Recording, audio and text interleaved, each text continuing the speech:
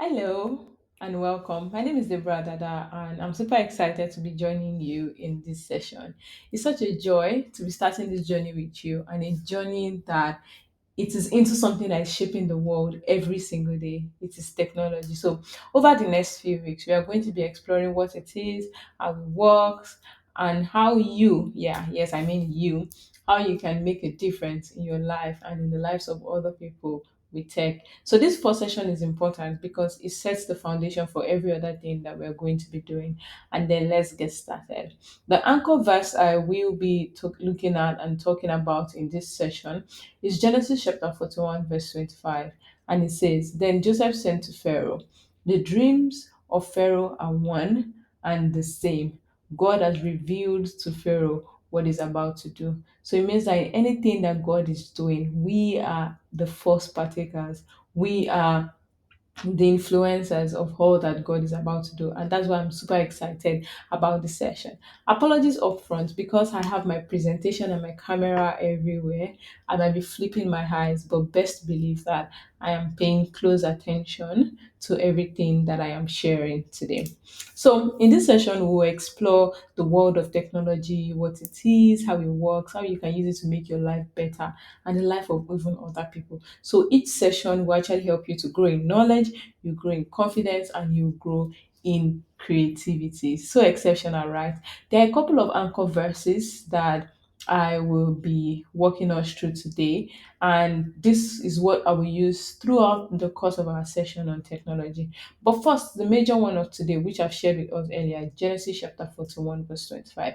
I want that to be a word that rings in the heart of everyone, that God has revealed to us what He is about to do. God has revealed to us what He's about to do. So now let's get started. I'm sure that the story of Joseph is not new to anybody here today. So Joseph had a dream. He was a young boy. He was dreaming to become a leader, but nobody believed him, not even his own brothers. Everyone was like, what are you talking about? But then he went on to the point where he was betrayed and sold, and his jealous brother sold him as a slave, and he ended up in a foreign country far away with absolutely nothing. But we then saw that Joseph stayed faithful and worked well, even though in tough places, Joseph stayed focused and he worked hard and learned fast and stayed close to God. The second part of this is how he used his gifts to solve problems. When the king had strange dreams and no one could explain it, Joseph helped. He didn't just say what the dream meant, he gave a plan to save the country. That's very exceptional. And he turned his ideas into actions. And these actions actually helped build a system to store food before famine came, because of the people that did not have, because so that the people will not starve. So he helped them to actually store enough food for the hard times before they eat. And he became a leader and helped others because he solved big problems. Joseph became the most powerful man after the king and even forgave his brothers who hurt him. So we all know the story and we have gone over it over and over again in the course of this program. But one important thing is, how does this relate to tech? How do we want to match this with tech? How does this make sense? So I'll begin with a very simple question. What is technology and why should you care about it? I know you're not able to answer me, but in your heart, I want you to ruminate on, okay, what is tech? Maybe many people think that it is just about the phones, the computers, the apps, social media, or a lot of other things. And yes, those are all part of it, but they are not the full picture. Now, I'll give you the very simple definition of tech. Tech is anything humans create to solve problems or make their life easier. Now, before I go deep dive into it, I want to share with you what I want you to take out of this session by the time we are done. And yeah, we'll go right into it. The first thing is, I want you to understand what technology really means. At the end of this session, I want you to be very confident in yourself that you know exactly what technology means. The second part is, I want you to see how it shows up in your everyday life. You begin to see it in the little things that you do. That is what I want you to do at the end of this session. The third thing is I want you to learn how tech is being used globally. Now, you have seen how it applies to your own everyday life. I want you to see how it applies in the world at large. Globally, how does tech make sense in the grand scheme of things? The fourth thing is I want you to begin to identify real problems that you care about, and then you can start solving those problems. So you begin to identify problems that you care about, and then you start solving those problems.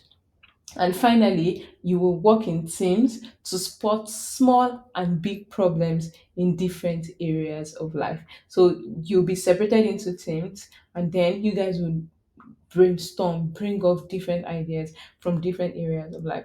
So, with that being said, I'm going to go back to what technology is. So, tech is not just the phones, the laptops, or the social media, it is a tool or method that helps people solve problems or make their life easier. So, if you can echo after me, that tech is a tool or method that helps people solve problems or make life easier.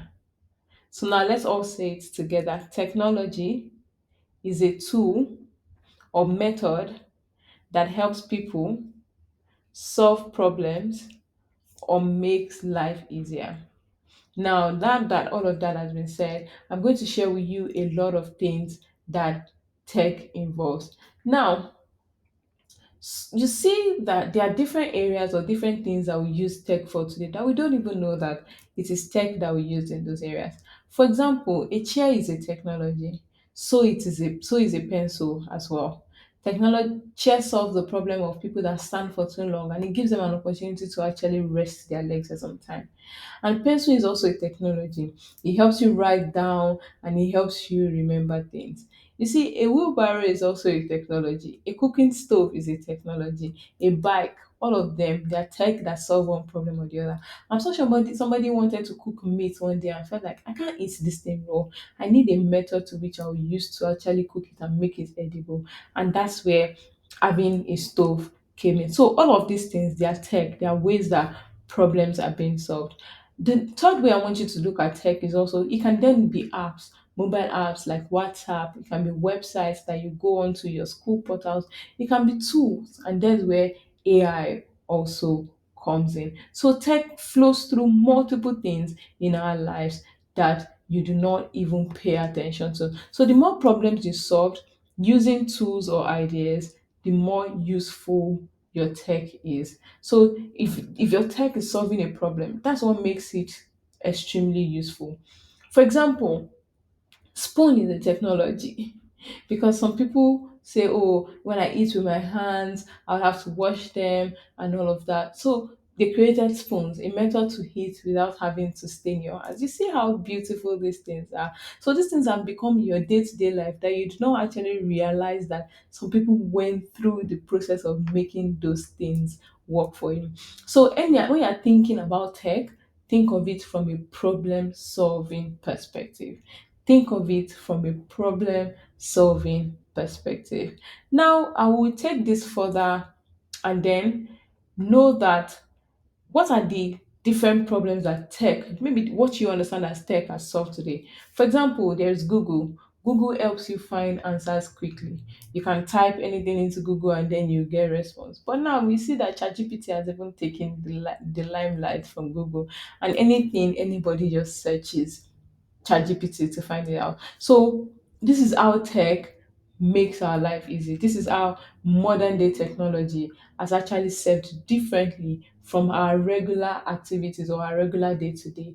And Google helps us to solve problems. Of course, ChatGPT also does the same. The next bit of this is WhatsApp. I'm sure everyone in this room knows what WhatsApp is. It helps us solve our problem of staying connected with people who are far away. I remember when WhatsApp first came, it was just chat. You could not even create a group. Then later, they leveraged creating groups on top of it. Later, there was WhatsApp call. Later, it was WhatsApp video call. Now you can create a full blown community on WhatsApp. You can even access other people's community and see their status on WhatsApp. So, WhatsApp helps you create multiple communities even in it, and that is how tech has helped us today. So the next bit I would want to talk about is the tap water in your house. It solves the problem. It solves the problem of walking to the stream. Imagine when our parents used to tell us that when I was your age, I used to carry the bowl on my head to go and fetch water from the stream. Now you see that we don't have to do all of that again. I know some people still maybe fetch from the well, which is also a technology. And you see the beautiful thing about technology is it is progressive. With the example of WhatsApp that I gave you, WhatsApp did not automatically in one day create everything that you see on WhatsApp. They started gradually, one problem at a time, one problem at a time. And it's the same way it's called iteration. It's the same way we have seen problems today, solving things gradually. Before it was going to the stream to fetch water. Later we invented wells, so we brought the stream to our house. Later we now say, oh, from this well we can actually pass this pipe directly into our house. So those things are solutions or solutioning are gradual. Nothing, no idea is completely figured out at once. You layer on it gradually. So anytime you think of any tech product or any tech problem that you're trying to solve, you don't have to figure it out all at once. There's always a process of figuring it out gradually. So yeah, thank you. So I'm going to show you what other kids in the world are exploring with tech. Now, I wouldn't deceive ourselves to know that Nigeria is way behind in terms of tech. And particularly in China, kids as young as 10 are learning how to build robots and water plants. It is part of their day to day activities to actually build these robots. And that's because of what their technology needs, what their environment needs to survive. They leverage a lot on tech. So from the age of 10, people are building robots already. So don't think that, oh, when I grow up, I'll figure it out. This is the best time to figure it out because kids all over the world are figuring it out at this time. We also have kids in Estonia, children that learn how to protect their information online before they even become teenagers. So you're already teaching them digital footprints, how to have the right digital footprints from a very young age. And this is even before they become teenagers. So don't ever think that you are too small. In short, I would say that you are too late. But it's never late. Now is the right time, and doing it the Christian way is the best way to get it done. And then we have children in South Korea as well who have designed their own mini video games right in school. So this is possibilities of other children all over the world, and it can be your own possibility as well. It can be your own opportunity as well to embrace technology. Now, I'm going to continue ahead to talk to you about Joseph and his entire solution process. Now, I told you earlier that if you want to solve a problem, you cannot figure out all of the solution at once. There's something called iteration, gradually solving a problem, taking it from. So, for example, if you look at the story of Pharaoh, Pharaoh dreamt first. He first started from the point of dreaming before he knew that this is a problem that needs to be fixed. And then he started looking for interpreters of the dream. And Joseph did not only stop at interpreting the dream, he went ahead to solve to tell them the solution or what to do based on the interpretation of the dream. So it is very important for us to know that we do not only need to identify the problem or state out the problem, we also need to find opportunities to find solutions to this dream. Now, with Joseph and the dream, literally, and that dream showed that it was meant for something big. So life didn't go easy for Joseph. He was betrayed by the brother. He was sold as a slave. He was taken to a strange land. He lost his freedom. He lost his home. He lost his family. But Joseph never lost his mind. He kept on learning. He kept on thinking. He kept on believing. I'm sure we have talked about the part of Joseph's story where he we have talked about the part of Joseph's story where he interpreted the dream of some of the people that they were in prison together. That's also a very huge milestone. So we know that God will not straight take you from the prison to the palace without having to prep you or taking you through a lot of preparation process in the prison. And so I will encourage you to embrace the days of little learning. If I'm going to be teaching about tech in the course of this session, we are not just going to throw ourselves into it. We are going to go into a gradual process of learning. We are going to learn the little things. Those little things will then grow to actually mature into learning the very big things. That way, it is safe to say that you cannot solve a nation's problem if you have not solved a family problem.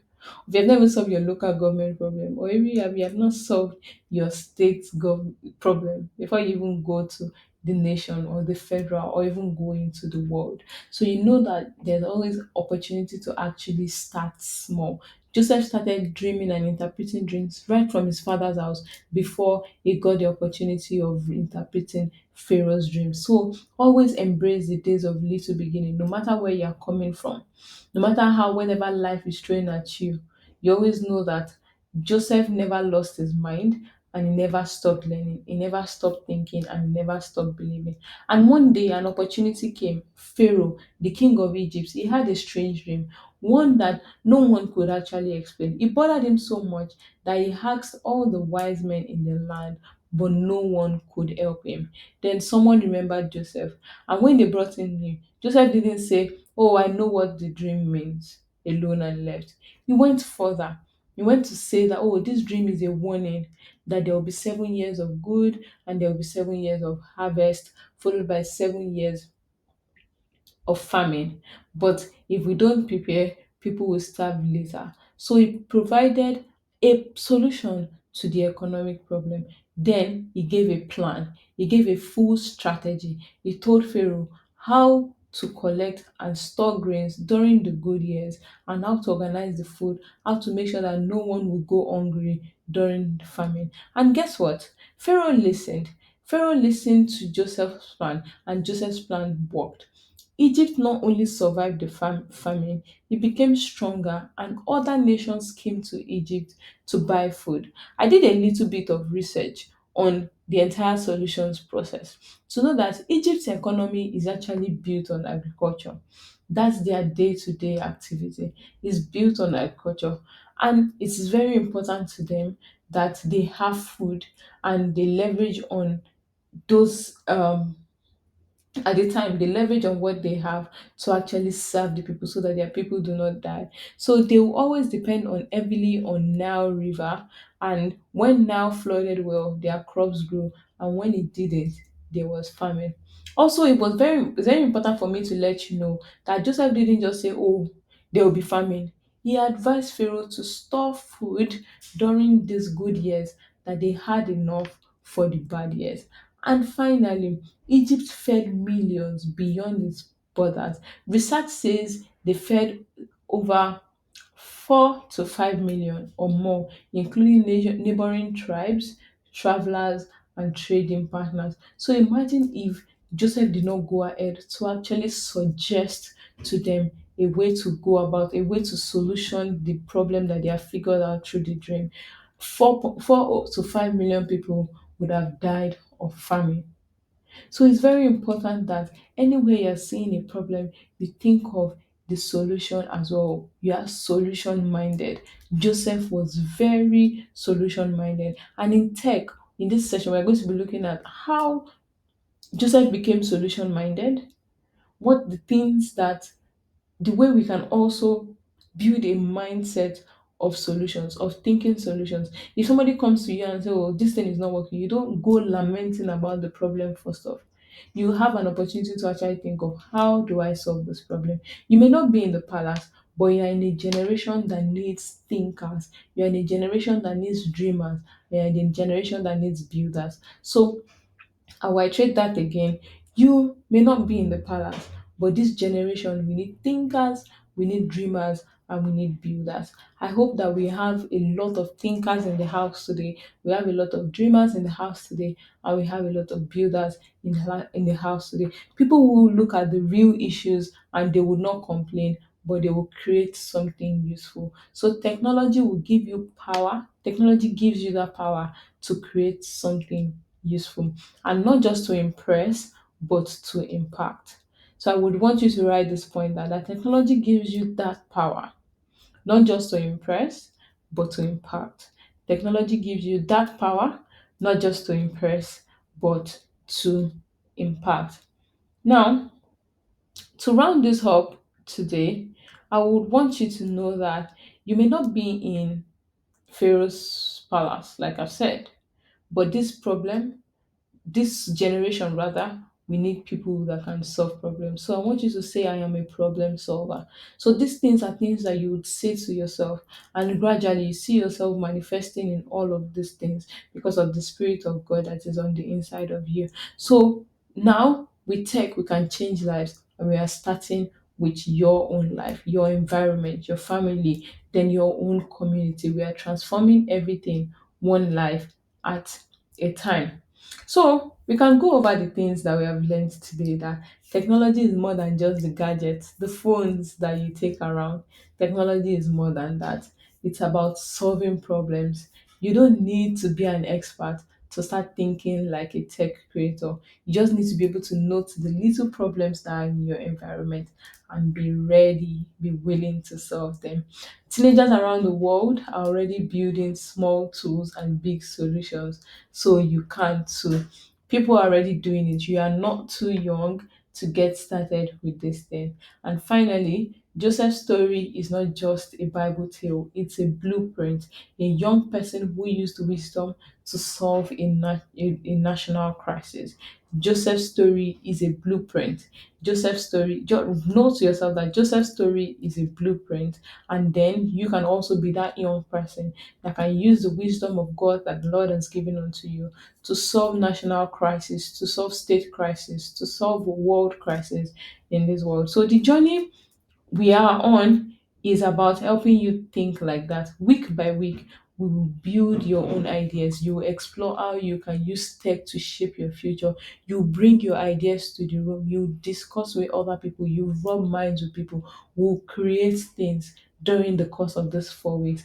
And I'm going to see you in the next session. So keep watching, keep learning, and keep thinking. And always know that you are made for more.